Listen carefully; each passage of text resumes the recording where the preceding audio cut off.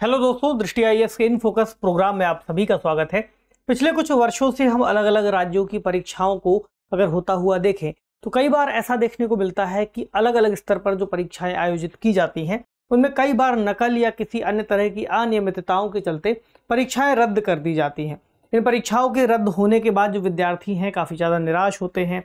कई विद्यार्थी बहुत दूर दूर या अलग अलग राज्यों में पेपर देने जाते हैं, जिसके चलते उनका किराया भाड़ा और भी बहुत सारी चीज़ें खर्च होती हैं, व्यय होती हैं। इन सभी खामियों के चलते आने वाले समय में या आने वाले भविष्य में व्यक्ति की या विद्यार्थियों की जो उम्मीदें होती हैं वो भी टूटती हुई, बिखरती हुई दिखाई देती हैं, जिसका एक परिणाम होता है कि आंदोलन या फिर इस व्यवस्था, इस प्रशासन के खिलाफ विरोध देखने को मिलता है।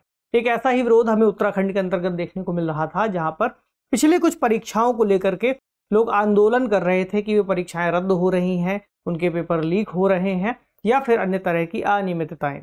इसको लेकर के उत्तराखंड की सरकार ने एक अध्यादेश लाया है और उस अध्यादेश के अंतर्गत जो नकल की व्यवस्था है या नकल की प्रक्रिया है, जो खामी है, इसको रोके जाने की बातें शामिल की गई हैं। और भी बहुत सारी इसमें प्रमुख प्रावधान ऐसे जोड़े गए हैं जो काफ़ी कड़े हैं, काफ़ी सख्त हैं। इनके बारे में हम चर्चा करेंगे। इसके अलावा और भी कौन कौन से ऐसे राज्य हो सकते हैं जहां पर इस तरह की खामियों को ठीक करने के लिए ऐसी किसी व्यवस्था को अपनाया जा सकता है। इसके लिए क्या चैलेंजेस आ सकते हैं, कुछ उदाहरणों से भी समझेंगे। टॉपिक है उत्तराखंड का नकल विरोधी अध्यादेश। कैसे होंगी नकल विहीन परीक्षाएं? नकल विहीन परीक्षाएं जो किसी भी विद्यार्थी का एक सपना भी हो सकता है या फिर उसके लिए एक आवश्यक शर्त भी हो सकती है उसकी सफलता के लिए। न्यूज है fine of ₹10 crore life term. What is Uttarakhand new anti cheating law? क्या क्या प्रमुख बातें हैं हम जानेंगे। चर्चा क्यों की जा रही है इस पर थोड़ी सी और बात कर लेंगे। इसके अलावा जो अध्यादेश है उसके कौन कौन से प्रावधान हैं और ऐसा भी हो सकता है कि आने वाले समय में अध्यादेश को हटा करके सरकार फिर कानून को लेकर के आए। चूंकि अध्यादेश लाए हैं तो अध्यादेश का मतलब ही है कि अभी इसकी तात्कालिक रूप से बहुत ज्यादा आवश्यकता है ऐसे किसी कानून की। अब परीक्षाओं में जो हालिया घोटाले हैं वो किस तरह से हुए हैं जिसकी वजह से ऐसी डिमांड की गई थी। इसके अलावा उत्तर प्रदेश का 1992 का एंटी चीटिंग कानून, हम इस पर चर्चा करेंगे ताकि वर्तमान समय में इस लाए गए अध्यादेश के प्रभावों का एक पहलू समझ सकें या फिर देख सकें कि विगत वर्षों में या बीते दशकों में जब कभी ऐसा हुआ है तो उसके किस तरह के हमें परिणाम देखने को मिले हैं, क्या निष्कर्ष हो सकता है। और एक सवाल जो कि मेंस के स्तर पर आपसे डिमांड करेगा कि आप इसके बारे में कुछ समझ या फिर कुछ जानकारी रखते हो और इसमें लिखने में सक्षम हो। जीएस पेपर 2 शासन व्यवस्था और इसके अलावा सामाजिक न्याय, गवर्नेंस, गुड गवर्नेंस की बात भी कर सकते हैं, इससे जुड़ेगी।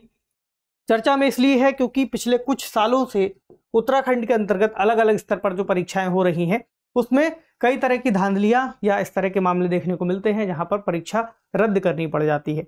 हाल ही में एक ऐसा मामला हुआ है, जनवरी की एक परीक्षा का जिक्र था, जिसके चलते फिर जो बेरोजगार छात्रों का एक संगठन है उन्होंने आंदोलन शुरू कर दिया। पुलिस के साथ उनकी कुछ मुठभेड़ भी हुई, पत्थरबाजी भी हुई, जिसके बाद पुलिस ने लाठियां भी चलाई। इस पूरी घटना के मद्देनजर हमें बात करनी है कि सरकार, वहां पे जो मुख्यमंत्री हैं पुष्कर सिंह धामी और वहां के राज्यपाल ने एक अध्यादेश को मंजूरी दे दी है। इस अध्यादेश के अंतर्गत बहुत सारे प्रावधानों को शामिल किया गया है। हालांकि ये कहा गया है कि वर्तमान आंदोलन तो केवल एक प्रतिक्रिया थी, इस पर सरकार पहले से कार्य कर रही थी। बहरहाल तो नाम है इसका उत्तराखंड प्रतियोगी परीक्षा भर्ती में अनुचित साधनों के नियंत्रण और रोकथाम के उपाय अध्यादेश 2023।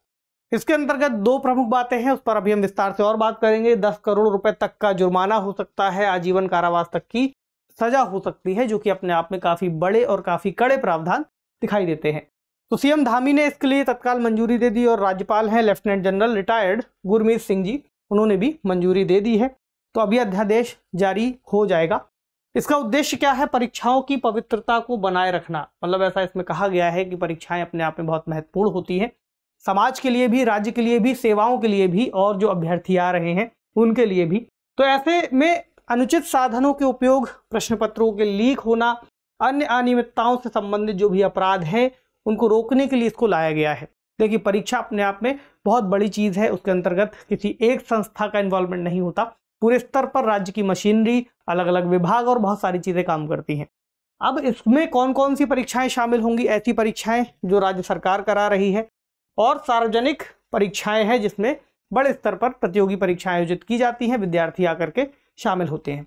इसके अलावा सरकार द्वारा संचालित जो स्वायत्त निकाय हैं उनकी भर्ती से संबंधित परीक्षाएं, राज्य सरकार के अनुदान से संचालित होने वाले प्राधिकरणों की परीक्षाएं, निगमों की परीक्षाएं और संस्थान के तहत जो भी पद हैं उनकी भर्ती से जुड़ी हुई परीक्षाएं इस अध्यादेश के अंतर्गत आएंगी।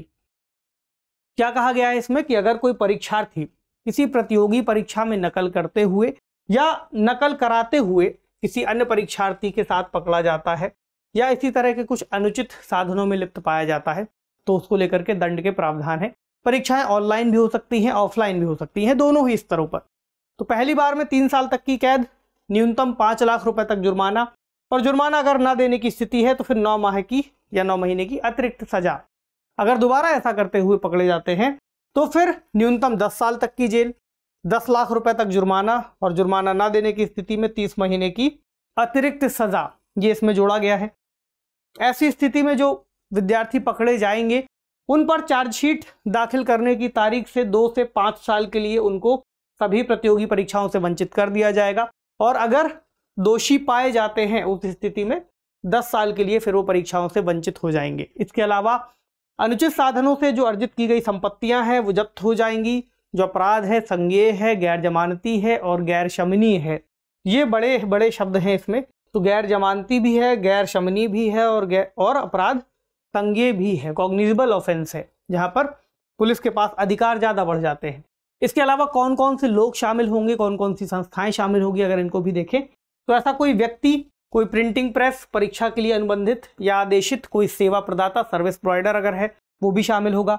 परीक्षा आयोजित कराने से जुड़ा हुआ जो प्रबंधन है, मैनेजमेंट, वो भी इसमें शामिल होगा। परीक्षा सामग्री रखने और परिवहन के लिए अधिकृत कोई व्यक्ति या संगठन भी इसके दायरे में आएगा।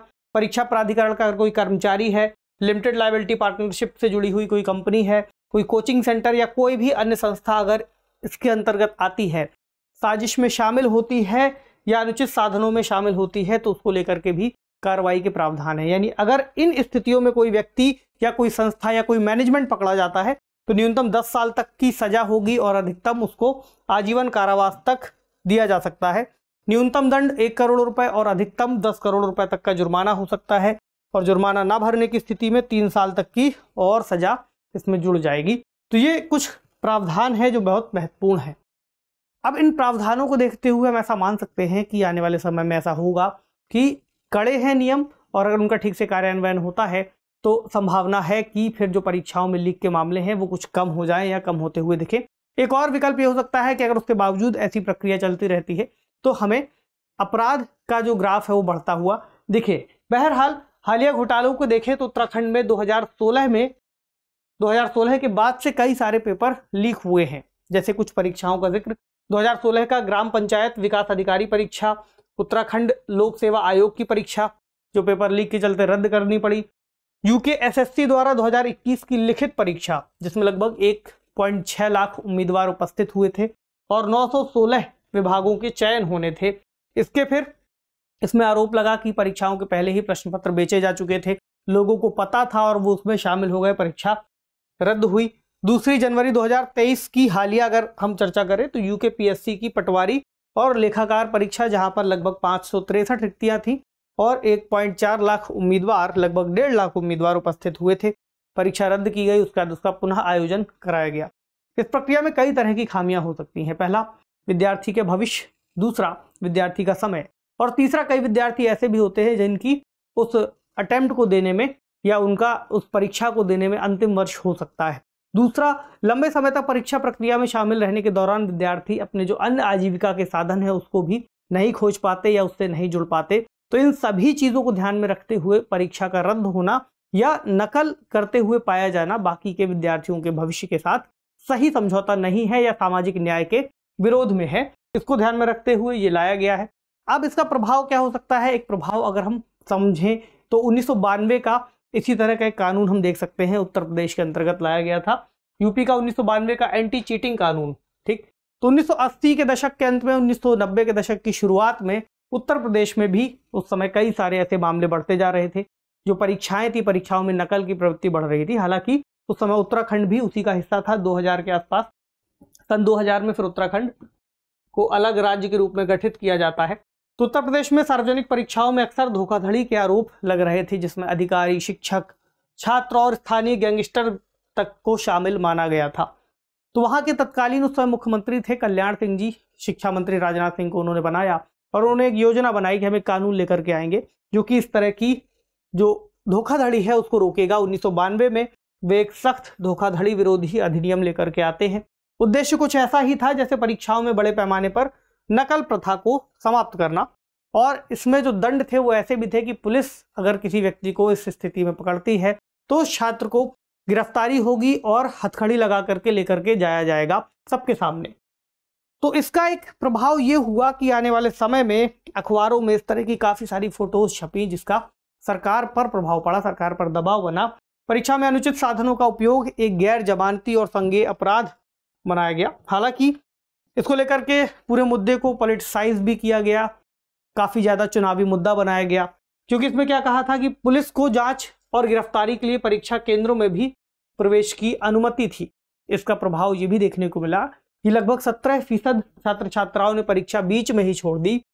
14.70% बच्चे इंटरमीडिएट में और 30.30 बच्चे या विद्यार्थी हाई स्कूल की परीक्षा में उत्तीर्ण हुए बोर्ड परीक्षाओं में। तो जो ग्राफ था काफ़ी कम हो गया, सरकार को आलोचनाओं का सामना करना पड़ा, चुनावी मुद्दा बना। 1993 का चुनाव होता है और अगली सरकार आती है, वो इस अध्यादेश को रद्द कर देते हैं, सेल्फ सेंटर नियम बनाते हैं और ये भी तय होता है कि जो भी विद्यार्थी किसी दूसरे सेंटर्स में जाएंगे, सेल्फ सेंटर का मतलब है कि अपने ही सेंटर्स में फिर वो परीक्षा दे सकते हैं। हालांकि इससे विद्यार्थियों के पास होने की जो दर है वो तो बढ़ गई, लेकिन फिर नकल जैसे मामले भी आने वाले समय में देखने को मिलते रहे। 1997 में कल्याण सिंह फिर से मुख्यमंत्री बनते हैं और नकल विरोधी अधिनियम को फिर से लागू किया जाता है, लेकिन इस बार इस अपराध को उन्होंने जमानती बना दिया था। तो हम इस उदाहरण से बेसिकली ये समझ सकते हैं कि इसकी भी अपनी एक चुनौतियां हो सकती हैं, जहां पर इतने कड़े प्रावधान, हालांकि उद्देश्य तो उसका सही है, उद्देश्य ये है कि हम इस तरह के मामलों को रोकें। तत्काल जो प्रतिक्रिया भी है सरकार की वो देखने को मिल रही है कि सरकार ने कड़े नियम बनाए हैं, लेकिन बड़ी बात यह है कि हमें इनको लागू होता हुआ ठीक तरह से देखना है। और किसी भी कानून या किसी भी अध्यादेश का उद्देश्य ये नहीं होता कि समाज में अपराधियों की संख्या बढ़ाई जाए या अपराधियों को पकड़ना है। बेसिकली उसका पर्पज ये है कि समाज में सुधार को लाया जाए। इसी उद्देश्य के साथ इस कानून का कार्यान्वयन किया जाना चाहिए। इसके अलावा कुछ अन्य राज्यों में भी ऐसी चुनौतियां देखने को मिलती हैं, जैसे बिहार के अगर हम उदाहरण लें या मध्य प्रदेश का उदाहरण लें, तो इसके अंतर्गत भी जो परीक्षाएं हैं पिछले कुछ वर्षों में कई बार हमें वो रद्द होते हुए दिखे हैं।